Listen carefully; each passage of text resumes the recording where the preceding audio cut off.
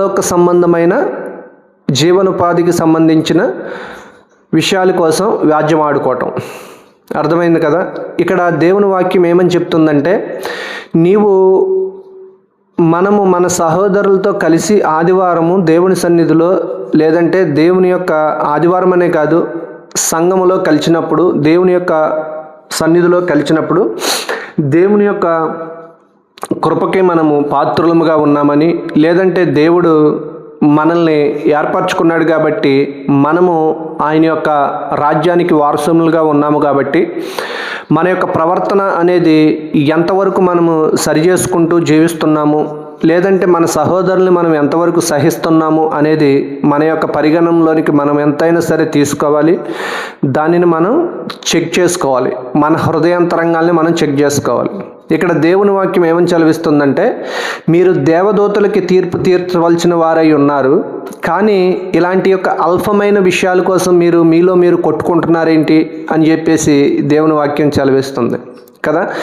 దేవదూతలకి తీర్పు తీర్చవలసిన పని దేవుడు మన మీద పెడితే, మనము ఈ లోకంలోనూ జీవనోపాధి సంబంధమైన, లేదంటే ఏదో కొంత సొమ్ము నా నుంచి అపహరించాడనో, లేదంటే కొంత ఎదటి సహోదరుని బట్టి నేనేదో నష్టపోయానో, ఇదే 10 మందికి చెప్పుకుంటూ, ఇదే 10 మందిలోనూ కూడా చూపించుకుంటూ, దీనినే మనము ఆ యొక్క వ్యాజ్యము తీర్చండి, మాకు న్యాయము తీర్చండి అని చెప్పేసి సంఘంలో ఉన్న ఎవరైతే పెద్దలు నాయకులుగా ఉండబడుతున్నారో వాళ్ళ మధ్యకెళ్ళి ఈ యొక్క సంఘము పెట్టుకుంటుంది. ఈ వ్యాజ్యం అంతా కూడా తీర్చమని అడుగుతున్నప్పుడు అక్కడ ఈ యొక్క సంఘానికి సిగ్గు రావాలని చెప్పేసి సంఘ యొక్క నిర్మాణికుడు చెప్తున్న మాట ఇది కదా.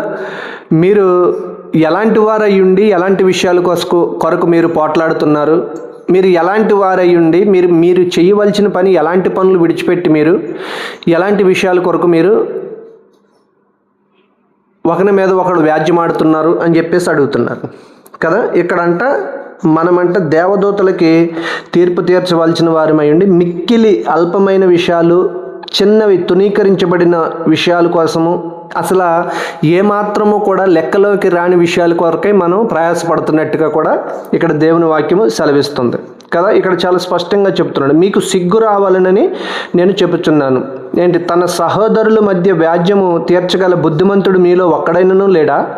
ఇవి సంఘంలోనూ అలాగ పెరిగిపోవాల్సిన అవసరం ఏమీ లేదు. ఎవరో ఒక సహోదరుడైనా సరే బుద్ధి తెచ్చుకుని వాళ్ళకి న్యాయం తీర్చండి, హెచ్చరించండి అని చెప్పేసి చెబుతుంటే,